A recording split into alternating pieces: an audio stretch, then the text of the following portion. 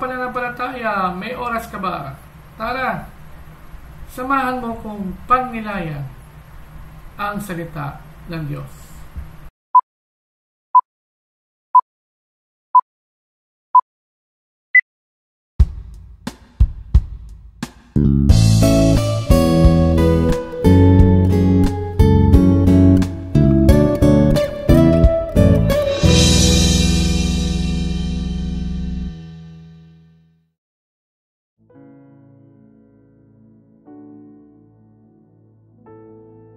Ang mabuting balita ng Panginoon ayon kay San Juan.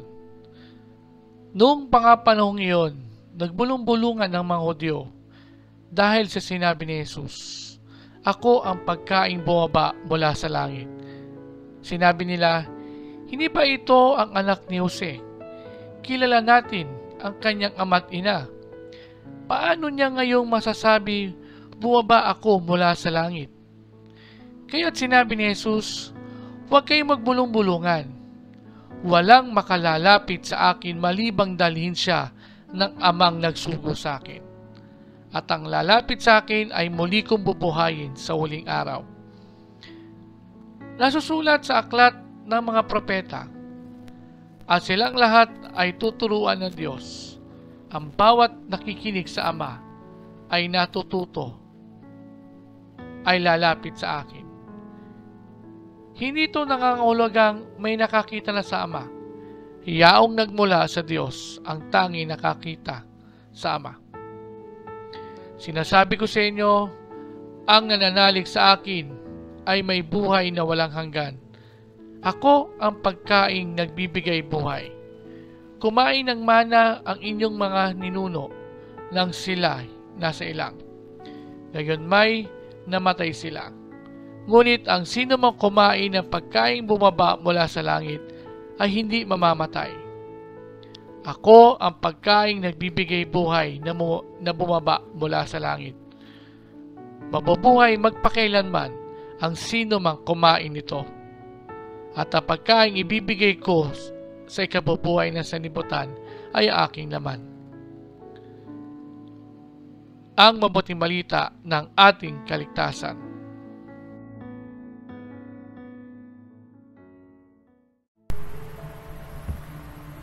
Kontento ka na ba? Ano pa ba ang hinahanap mo?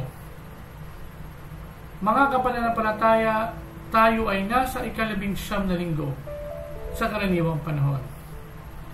Sa ating ebanghelyo, patuloy sa ating ipinapaunawa ang kahalagahan ng pagtanggap kay Jesus sa ating mga buhay. Madalas sa ating mga isipan, tayo ay abala sa maraming bagay.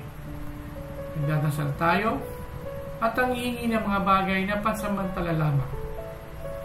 Hanap tayo ng hanap ng mga bagay na mga pagpapaligaya sa atin. Mga bagay na magpagsasatisfy sa ating mga pangangailangan. Marami sa atin tila walang kabusugan at kakontentuhan sa kung ano ang meron tayo. Naghahanap tayo sa mga material na bagay, sa mga taong nakapaligid sa atin at sa iba't ibang pangyayari sa ating buhay.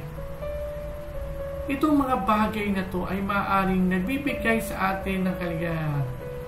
Subalit, gaano ito katagal? Madalas, nalilimutan natin ang tunay na dahilan kung bakit nangyayari ang mga bagay na meron tayo. Ito ay dahil kay Jesus. Ito ay dahil sa Diyos. Sa kabila ng ating pagiging mapaghanap sa mga bagay na makapagpapasaya sa atin, ang Diyos ay patuloy na ibinabalik at ipinapaunawa sa atin ang kanyang kagustuhan at plano sa ating lahat. Sabi nga niya sa Ebanghelyo, siya ang tinapay na nagbibigay buhay. Ang kanyang ibinibigay ay hindi katulad ng mga nais natin na madaling masira. Ang sino mang tumanggap sa kanya ay magkakaroon ng habang buhay na biyaya dahil ang kanyang biyaya ay pangwalang hanggan. Kailangan lang naman natin buksan ang ating mga puso at tanggapin natin siya upang tuluyan siya makapasok sa ating mga buhay. Tanggapin natin siya sa banal na komunyon, bisitahin natin siya at maglaan tayo ng oras para bisitahin siya sa Adoration Chapel. Damin natin ang kanyang presensya upang tuluyan natin siyang matanggap at siya ay magbigay sa atin ng mga biyaya. Harinawa, tuluyan natin siyang masumpungan sa ating mga puso at buhay.